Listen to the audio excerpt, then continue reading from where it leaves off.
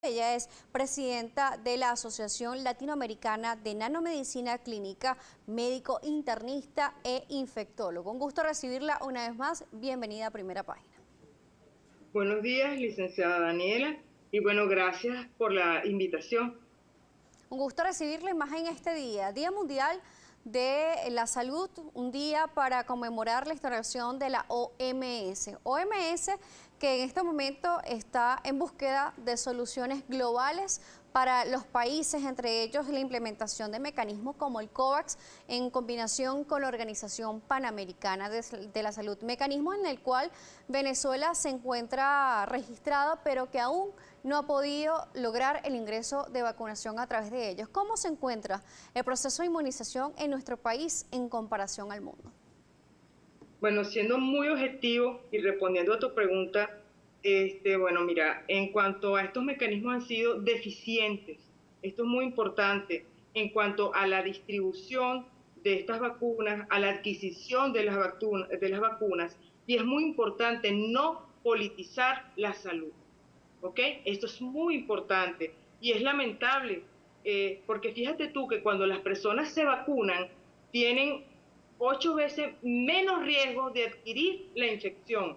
Y no solamente esto, sino que no se están priorizando los grupos a vacunar. Fíjate tú cuántos galenos, cuántos colegas no hay fallecidos, carentes de esta oportunidad de ser vacunados. Esto es muy importante, o sea, hay que priorizar la vacunación en cuanto a los grupos, estratificar los grupos. Por ejemplo, ahorita uno de los principales sectores en los cuales hay que enfocarse en el sector salud, personal de salud, el cual requiere ser vacunado por la cantidad de fallecidos que han habido, más de 400 fallecidos según Médicos Unidos. Esto es muy importante, que se tenga acceso a estas vacunas. Y de verdad que quiero felicitar a la iniciativa que ha tomado Fede Cámaras al respecto de tratar de dar un poco de ayuda, ¿no?, en cuanto a la adquisición de estas vacunas en el país.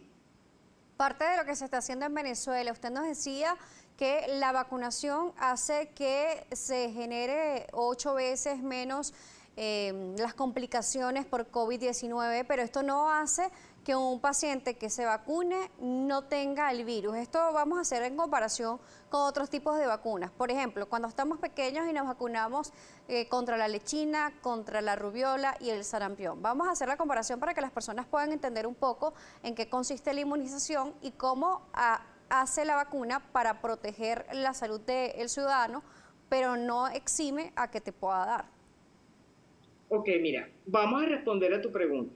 En cuanto a COVID, por ejemplo, si la persona no está vacunada, tiene 8 veces más riesgo de infectarse que la persona que está vacunada. Ahora vamos a responder a la otra pregunta. Si una persona está vacunada, ¿qué pasa? ¿Cuál es el objetivo de la vacunación o de vacunar a una persona? Ya sea para el sarampión, lechina, rubiola, COVID, influenza. Mira, el objetivo de la vacuna es o te impide la infección, evita que contraigas la infección, y si te da de una manera atenuada, evitando complicaciones y gravedad. Esto es muy importante. Eso no significa que yo me vacuno y entonces, bueno, no me va a dar. Probablemente, ¿qué es lo que está pasando? ¿Qué es lo que estamos viendo a nivel internacional? Fíjate tú, una de las cuestiones con cualquier vacuna, ya sea con la Sputnik o con la vacuna Pfizer, fíjate tú que el presidente de México se vacunó y tuvo la infección. ¿Qué pasa? Que si te vacunas, tienes una probabilidad de que no te dé la infección porque te previene, y si te da atenuada, como pasó con el presidente de México, muy atenuada, y evita las complicaciones. Esto es muy importante. Y bueno, toda vacuna, cualquier fármaco te produce un evento adverso, desde un ibuprofeno, desde una penicilina. Cualquier fármaco no está exento de presentar o producir eventos adversos. Con las vacunas se pueden presentar eventos adversos. Fíjate tú, ¿cuáles son los comunes y que se ven y lo que se han visto en los estudios clínicos? Que tenga, por ejemplo, uno de los más comunes es dolor en el sitio de la punción, ¿verdad? Un poquitito de inflamación allí, sobre todo que cuando se coloca generalmente en el deltoides, un poquitito de quebranto, dolores musculares, etcétera. Esto es muy importante recordar. Muy importante esto que nos está explicando, doctora, porque yo le hago esta pregunta sobre si una persona vacunada puede infectarse de COVID, porque hay que llamar también a la conciencia a las personas que puedan tener el beneficio en este momento de la vacunación, que no puede bajar las medidas y que no pueden estar libremente porque pueden ser portadores del virus o ayudar a transmitir el virus y también tenerlo de repente en una etapa leve, pero también hay que tomar en cuenta el resto de la familia y la sociedad. Bueno, mira, algo que quiero aclarar, que tú tocaste eso ahorita, precisamente ese punto, que muchas veces las personas, me vacuné, estoy vacunada, y muchas veces la vacuna son 2 dosis, ¿ok? Tienes que esperar a 21 días para la segunda dosis, otra 28 días. Pero fíjate tú, ¿cuánto tiempo tarda tu organismo en producir anticuerpos neutralizantes, ¿verdad? Contra el virus. Eso no es inmediato. Generalmente se tarda 15 a 20 días en producir una parte de estos anticuerpos neutralizantes. Si en ese transcurso, en estas vacunas que tienen 2 dosis, la persona no se cuida, no guarda distanciamiento social, no usa tapabocas, puede infectarse. Y esto es importante que lo sepan. Y el hecho que yo me vacune, tenga una dosis, fíjate tú, no significa que yo no pueda tener la infección, precisamente por eso, porque los anticuerpos no se producen inmediatamente que yo me vacuno. Y ahí es donde viene el problema. La persona dice, me vacuné y relajan las medidas y no se cuidan. Y eso es parte de lo que está pasando, ¿no? Por ejemplo, una persona, disculpe Ajá. que le interrumpa, doctora, que se vacune. Vamos a colocar este caso hipotético. Por ejemplo, yo me vacuno y voy y la visito, doctora, pero no hago las medidas de bioseguridad, no me higienizo la mano, voy y le doy la mano a usted y usted se la pasa por la cara. ¿Puedes yo ayudar a proliferar también el COVID-19 a pesar de que yo tenga anticuerpos? No, mira, no necesariamente. Lo que yo te entiendo es que si una persona vacunada puede transmitir la infección, ¿esa es la pregunta? Sí, igual, a pesar de que no la tenga, ser portadora, porque se ha hablado de que, por ejemplo, tocamos algo, un objeto que pueda tener virus presente, en algunas cantidades de tiempo se han hablado de que se puede mantener, por ejemplo, en las manos y poder a través, por ejemplo, del contacto físico pasárselo a otra persona. Bueno, Luego de mira, tocarse la cara, por ejemplo, las vías sí, respiratorias, pudiera ser, pero lo más común son las gotículas de saliva, ¿ok? al hablar cerca. Estar muy cerca de la persona y eso es más frecuente que las mismas fomites o que estén en superficies, ¿no? Y eso es lo que más se está manejando. Ahora, una persona puede estar vacunada, quizás la primera dosis no tiene suficiente anticuerpo, de repente se infectó, pudiera transmitir, ¿me entiendes? Sí. Y pudiera pasar, pero es que es importante que al vacunarse no hay que bajar las medidas de bioseguridad. Tienes que seguir usando tu tapabocas, el distanciamiento y el lavado frecuente de manos. Esto es muy importante. Doctora Anunciato, vamos a hacer una pausa. Al regreso me gustaría que nos ayude a conocer más sobre la generación de anticuerpos una vez que la persona ha tenido COVID-19 y si es un mito o una realidad que esta persona está protegida por algunos días debido a estos anticuerpos. Vamos a la pausa.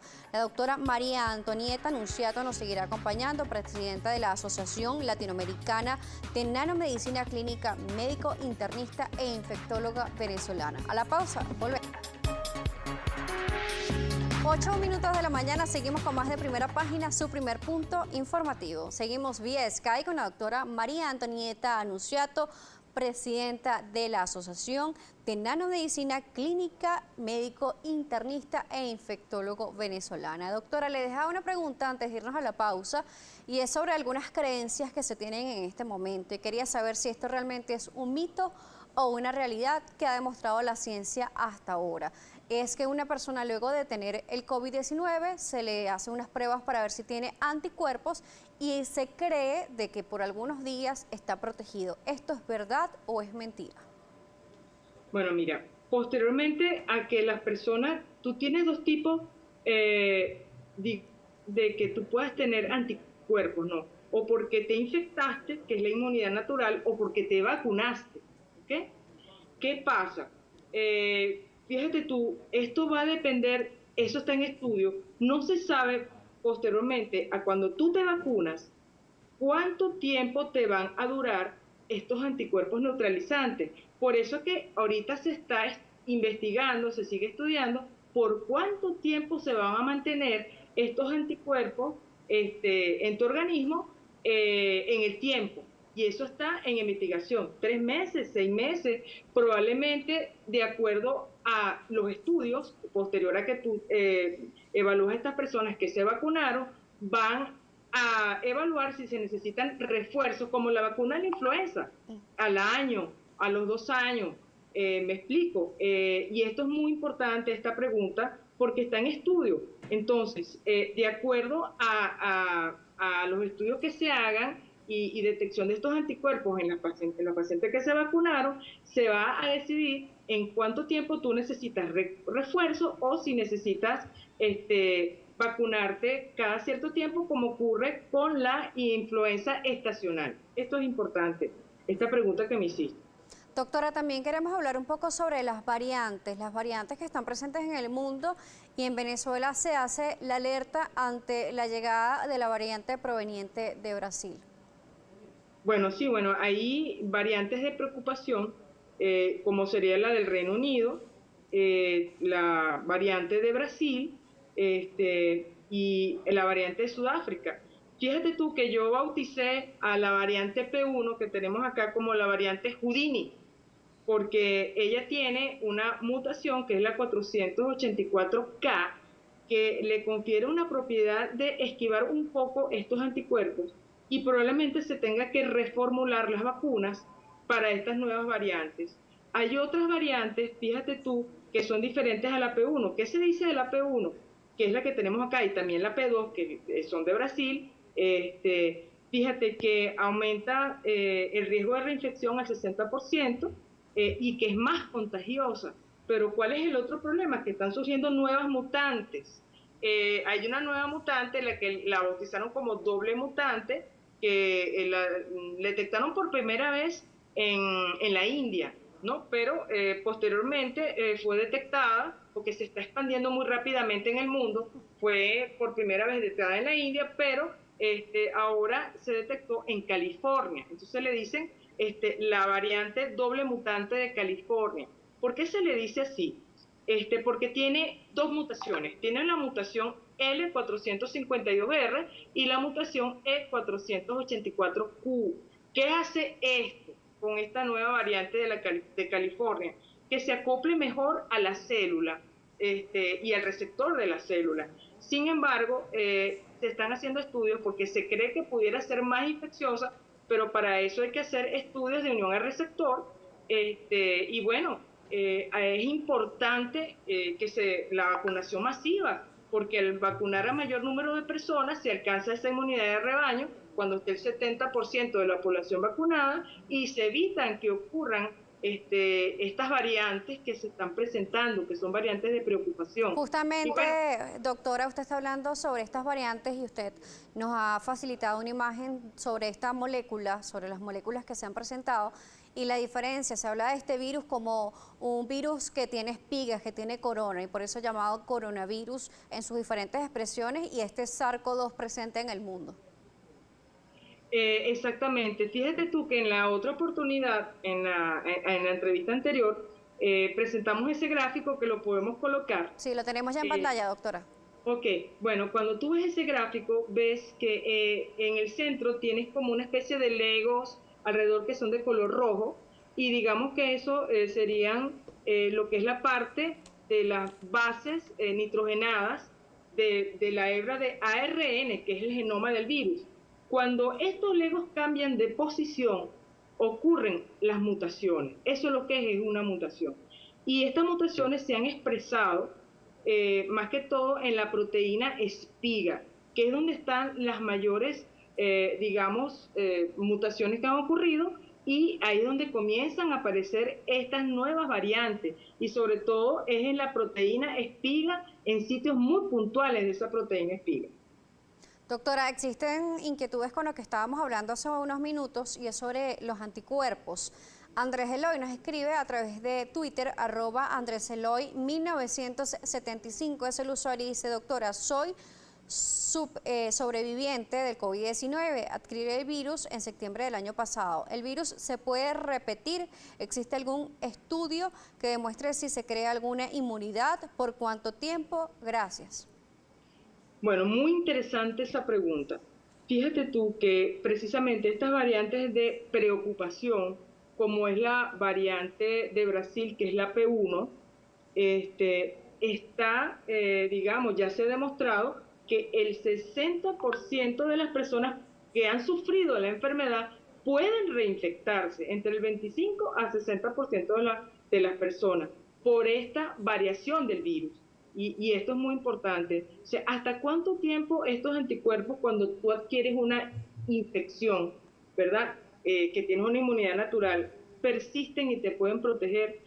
Mira, eso está en estudios, se dice 3 meses, otros 6 meses. Fíjate tú, tengo una colega en Italia que ella lleva una unidad de COVID en un hospital importante en Ravenna, Italia, y ella me dice que han visto muchas reinfecciones en los pacientes. Por esto es que es importante protegerse y seguir con las normas de bioseguridad, insisto, doble tapaboca, que es la recomendación ahorita de los CDC de Atlanta, del Centro de Prevención de Enfermedades Infecciosas, además del doble tapaboca, seguir con el distanciamiento social y el lavado de manos. Eso nunca lo debemos dejar, y más cuando este virus, mira, esto es impactante, es increíble. Fíjate tú que antier estaba hablando con una colega que estábamos viendo un caso clínico, ella lleva el caso, no lo llevo yo, y fíjate que llega una paciente que dio PCR negativo, que es la prueba molecular, también le hacen la prueba de anticuerpos negativo para COVID, pero tenía un contacto COVID. Y solamente esta paciente presentó vacaciones diarreicas. Tenemos... sí, doctora, la escucho. Entonces, posteriormente a esto, ¿qué pasa? Que este virus tiene muchas presentaciones, muchas caras. ¿Qué pasa con esto? Se evalúa la paciente, se ve la paciente y posteriormente se le hacen unos rayos X porque presenta tos y sale una placa típica de COVID. Posteriormente esta paciente hizo una encefalitis por COVID. Me explico que la presentación de este virus nos deja a todos como que cada día aprendemos más y más, cada día pasa y no lo conocemos completamente. Es impresionante. Doctora, tenemos diferentes inquietudes, incluso sobre los medicamentos. Hasta ahora no tenemos un medicamento exacto para COVID-19. Francisco Guzmán, ¿está de acuerdo con el uso de ivermectina para contrarrestar el virus? Mira, esto es un problema que se está presentando. Primero, la automedicación. Además de la automedicación, los kits. O sea, tú no puedes hacer un kit para todo el mundo, porque, repito, la enfermedad tiene 3 fases. Una fase leve, ¿verdad?, que la padecen el 80% de la población, que pasa como una gripecita. Una fase moderada, donde ya la persona tiene afectación pulmonar, y la más grave, que es la fase 3, que es la tormenta de citoquina. Entonces, ¿qué es lo que pasa con todos estos fármacos? La gente tiende a la automedicación. No solamente esto, los fármacos son indicados de una manera donde no tienen que estar indicados en las fases de la enfermedad. Por ejemplo, tú no puedes indicar una ivermectina en una fase 2 o fase 3, pero también no puedes indicar una ivermectina para todo el mundo, y los estudios todavía no han tenido una robustez como para decir yo puedo utilizar ivermectina para COVID. La Organización Mundial de la Salud solamente permite el uso de ivermectina en estudios experimentales, ¿ok? Claro, y no como están haciendo, por ejemplo, en el país, que hay personas que se lo están tomando para presuntamente prevenir el virus. Y esto es algo totalmente delicado hacerlo. Te voy a decir algo. El problema es lo siguiente, que todas las personas quieren un fármaco para prevenir, pero la mejor prevención es el uso de doble tapabocas, el uso del distanciamiento social y el lavado de manos, antes de buscar unas curas milagrosas, gotas milagrosas, ¿verdad?, cuando todavía no hay tratamientos per se. Ahora fíjate que es muy importante que a todo el mundo le colocan que si el esteroide, que si la ivermectina, X, fíjate que es importante lo siguiente, cuando tú estás en los primeros 10 días de la enfermedad, ahí el virus se está replicando enormemente. Ahí lo indicado es inhibir la replicación del virus, ¿ok? Y no comenzar a hacer polifarmias, colocar esteroides a destiempo, que esto es muy importante, y por eso está el criterio médico, la orientación médica, y es importante consultar a su médico de cabecera y no comenzar a hacer estas combinaciones y esto que muchas veces hasta desgracian un fármaco, desgracian una molécula por el mal uso del producto en fases de patología que no deben ser. Te vuelvo a repetir, si tú tienes un paciente en fase 3 con tormenta de citoquinas, que es una fase muy avanzada, ¿qué voy a hacer yo allí con colocar o ivermectina o hacer algo por la... Ya a esas alturas yo no voy a colocar un fármaco para inhibir la replicación viral, ya la enfermedad está muy avanzada. Lo que tengo que atacar, el problema que se está presentando, que es la respuesta inmune amplificada, ¿verdad? Con tratamientos específicos que ya se están utilizando, inhibiendo esa tormenta de citoquinas, sobre todo una elevación de una citoquina que se nombra mucho, que es la interleuquina 6, y para eso hay fármacos, ¿no? Entonces, ¿cuál es el problema? Que no se están reconociendo las fases de la enfermedad y no se están colocando los fármacos que deben colocarse de manera individual en cada paciente y en las fases específicamente los fármacos más adecuados en el momento. Tenemos a la Fundación Celíaca Venezuela, @celíacos Venezuela. Buenos días, pregúntale a la doctora sobre celíacos y el COVID. ¿Los hace más vulnerables? ¿Cómo afecta a las personas que tienen sistemas gastrointestinales afectados por la celiaquía? Bueno, pregunta muy importante, todavía todo está en investigación. Lo que sí les puedo decir que es lo que aparece en los estudios recientes, que el COVID no solamente, digamos, es un virus que afecta la parte respiratoria, sino también la parte gastrointestinal, porque los receptores AC2 y otros receptores están presentes también en el intestino. Y bueno, precisamente una de las afectaciones intestinales y que se manifiestan son evacuaciones diarreicas y se ha determinado que hay receptores en las vías, lo que es el intestino para COVID. Tenemos a Francisco Guzmán. ¿El uso del doble tapabocas no restringe el oxígeno que requiere el organismo? Bueno, se hicieron estudios al respecto. Para responder esta pregunta, mira, la afectación no es tan importante, hay algo que se llama balance riesgo-beneficio. Mayor es el beneficio que el riesgo. Y te voy a decir algo, cuando la persona usa tapabocas, disminuye el riesgo, más no lo exime, y que recibas menos carga viral. Por ejemplo, que te voy a poner, Daniela, yo tengo una persona enfrente mía, y esta persona de repente está incubando COVID o tiene COVID y no lo sabe y es asintomático, y también está usando tapabocas, pero yo tengo doble tapaboca y tengo pantalla facial. ¿Cuál es mi riesgo de que yo me pueda infectar? 0,50%. Claro, ¿Okay? Esto es un porcentaje muy mínimo. Estoy disminuyendo el riesgo. Ahora, si yo, fíjate tú, si la persona está infectada y no usa tapaboca y no sabe que tiene el virus, es un asintomático, y yo tengo mi tapaboca o doble tapaboca, tengo un riesgo de 70%. Si el tapaboca me disminuye el riesgo, depende cómo yo lo utilice y utilizando el distanciamiento social. Esto es muy importante.